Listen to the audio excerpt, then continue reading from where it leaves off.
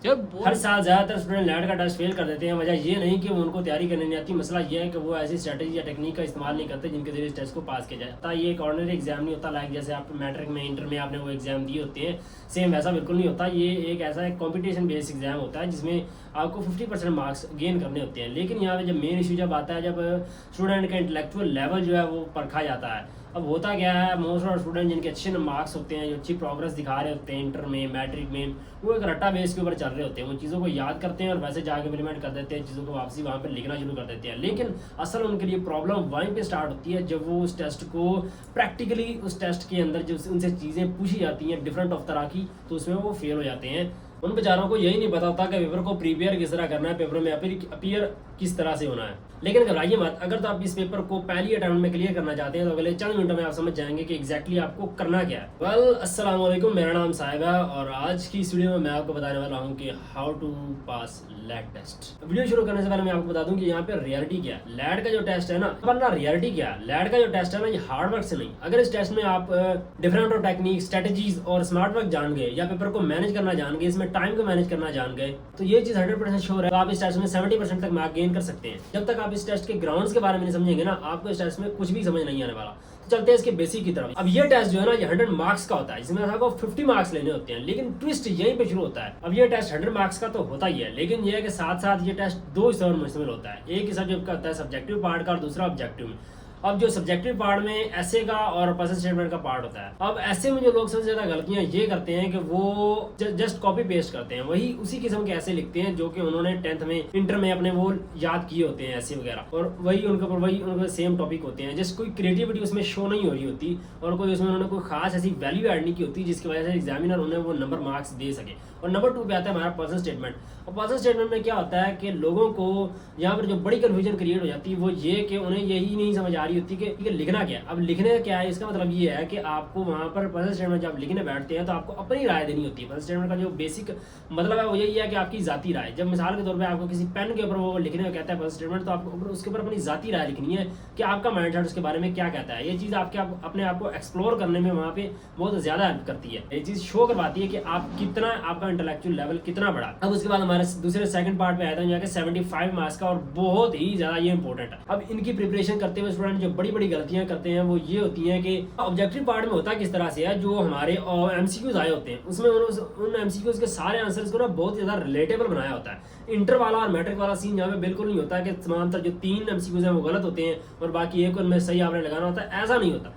तमाम तरह जो स्टूडेंट जो एमसीक्यूज हैं वो आपस में रिलेट कर रहे होते हैं, उनमें डिफरेंस बना के ही आपको चीज़ों को सोच समझ के वहाँ पे आपको लगाना होता है। अब सबसे बड़ा जो मसला यहाँ पे खड़ा हो जाता है वो ये कि उनको तैयारी, प्रिपरेशन इसकी कैसे की जाए, इनको स्टेप बाय स्टेप इन चीज़ों को लेके कैसे चलाएं, इनका रोड मैप क्या बनाया जाए। अब ये 75 नंबर का ऑब्जेक्टिव पार्ट्स है ना, ये डिफरेंट ऑफ सब्जेक्ट्स में डिवाइडेड है, जिसमें इस्लामियात, पाक स्टडीज और इंग्लिश, उर्दू और मैथमेटिक्स वाले सब्जेक्ट्स में ऐड होते हैं। अब इनकी तैयारी करते वक्त ना आपने एक चीज़ का ख्याल रखना है कि तमाम तरह के बेसिक को पहले जानना है, क्योंकि ऑलमोस्ट ज़्यादातर जो एग्जामिनर है वो बेसिक्स से ही स्टार्ट करता है, ज़्यादा एडवांस में आपको नहीं जाना है। अब करंट अफेयर्स वगैरह, इंग्लिश का पार्ट समझते वक्त आपको होप सुन के हमने इतनी सारी चीजें तो क्लियर कर ली, लेकिन अब इसकी स्ट्रेटजी जो क्या है, होप सुन हमने इतनी सारी चीजें तो क्लियर कर ली, लेकिन इन सारी चीजों को हमने प्रिपेयर किस तरह से करना है, हर चीज को अलग अलग लेके किस तरह से चलना है। तो नंबर 1 जो हमारा ऐसे है, उसको आपको करने के लिए आपको डेली इसकी प्रैक्टिस करनी पड़ेगी। डेली आप एक ऐसे लिखें, कोई भी एक ऐसे खास टॉपिक के ऊपर जो बार बार पेपर में रिपीट हो रहा हो। यहाँ तक तो सारी चीजें क्लियर हो गई, लेकिन इन सारी चीजों को स्मार्टली हम किस तरह से लेकर चलेंगे।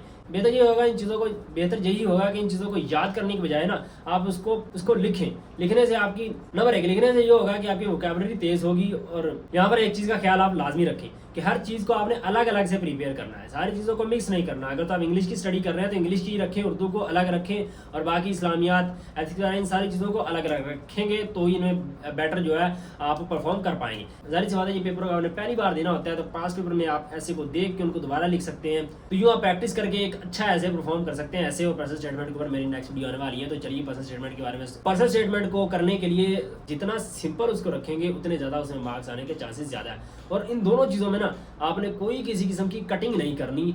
एक एक लफ्ज़ लिखें तो उसको सोच समझ के लिखें, कहीं ये मेरा लफ्ज़ नंबर मेरे काटने का वजह ना बन जाए। हो सकता है कि एक ही नंबर से ही आप रह जाएं। और ज़्यादातर ये होता है कि स्टूडेंट जो है 49 मार्क्स पे कोई रह रहा है, कोई 48 मार्क्स में रह रहा है, तो लाजमी तौर पे आपने इस चीज़ का ख्याल रखना है कि एक नंबर को जो भी एक एक वर्ड लिखें। अब यहाँ पर जो हमारा जो सबसे मेन पार्ट आता है ऑब्जेक्टिव में, जो हमारा इंग्लिश का पोर्शन है उसमें आपको टेंसेस को प्रिपेयर करना है, बेसिक टेंसेस को प्रिपेयर करें। और उसमें नेक्स्ट हमारा जो ग्रामर का पार्ट है, सिनोनिम्स है और इंटोनिम्स है। अब इनके जो बेसिक्स को करके ही आप लाजमी तौर पे आप इस पेपर को अच्छे से प्रिपेयर कर पाएंगे। देन आगे चलते हैं, इन बेसिक को तैयार करके ही आप पेपर को अच्छी तरह प्रिपेयर कर सकते हैं। अब देन हमारे आगे चलते हैं, हमारा उर्दू का सब्जेक्ट है, इसमें भी बेसिक ही उर्दू आएगी। याद रखिए हर चीज़ का आपने बेसिक पे जाना है, देन एडवांस पे जाना है। आपने उन चीज़ों को नहीं दोहराना जो कि आपने एडवांस चीज़ें जो आपने इंटर में, जो आपने अपने कॉलेजेस वगैरह में सीखी होती हैं, इंटर में अपने कॉलेजेस वगैरह में सीखी होती हैं। इस्लामियात में आपको जो है बुनियादी अरकान वगैरह और जो इस्लाम की जो बिल्कुल बुनियादी चीज़ें हैं आपको उन्हें समझना है।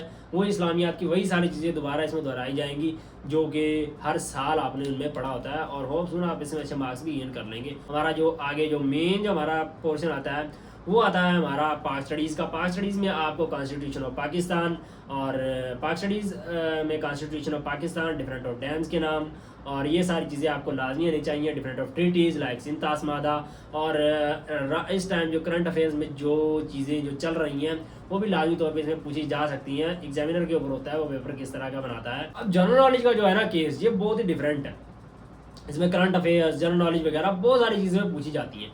तो इसमें ना इसमें ज़्यादातर जो स्टूडेंट्स हैं इसमें वही स्टूडेंट अच्छे मार्क्स गेन कर पाते हैं जिनकी ग्रिप होती है, जिनकी करंट अफेयर्स के ऊपर ग्रिप होती है, जिनकी चीज़ों के ऊपर, जो चीज़ों को रट्टे की बजाय जो चीज़ों को समझ कर पढ़ने, जिन स्टूडेंट का मुताला ज़्यादा होता है वो इस चीज़ में अच्छा परफॉर्म कर पाते हैं, जिनको बुक रीडिंग की आदत होती है। लेकिन ये है कि ये करंट अफेयर्स वाला, जनरल नॉलेज वाला जो पोर्शन है इसको आप किस तरह से करेंगे। इसके लिए आपने करना क्या है कि डेली 10 मिनट हेडलाइंस सुने, इंटरनेशनल हेडलाइंस भी सुन लें और नेशनल जो है नेशनल टीवी पे वो भी आप सुन सकते हैं। देन उसके साथ साथ आप कोई भी न्यूज़ पेपर रीड आउट कर सकते हैं। जो लाइक हमारा मैथ का पोर्शन है लास्ट जो रह जाता है, इसमें जो मैथ की बेसिक 8 चीज़ें हैं वही आपको प्रिपेयर करनी है, जिसमें प्रेपोजिशन, परसेंटेज, अलजबरा वगैरह ये सारी जो बेसिक चीज़ें हैं यही आएंगी। 8 चीज़ें हैं जिसमें से 5 MCQs आने होते हैं और हर दफ़ा वो रिपीट हो रहे होते हैं, तो it is not a difficult. लेकिन एक चीज़ याद रखिए, ये कोई भी ये कोई टेस्ट नहीं है, ये एक फिल्टर है जिसके जरिए से गुजर के आपको आगे जाना होता है एक ऐसी लाइफ में। ये एक फिल्टर है जिससे गुजर के आपको जाना होता है एक ऐसी लाइफ में जहां पर किसी किस्म की रटेबाजी नहीं चलती, जहां पर चलता है सिर्फ कंसेप्ट सिस्टम, चीजों को समझ के इंप्लीमेंट करना। क्योंकि आगे एक प्रैक्टिकल लाइफ आ रही होती है, आगे गेट वे आ रहा होता है, क्योंकि हर चीज को कोर्ट के अंदर खड़े होकर जज के सामने अपने आप को रिप्रेजेंट करना होता है। उसके लिए जरूरी है कि इस टेस्ट को आप अच्छे नंबर से क्लियर करें। मसला इस टेस्ट को सिर्फ पास करने का नहीं है, मसला ये है कि ये आपकी अपनी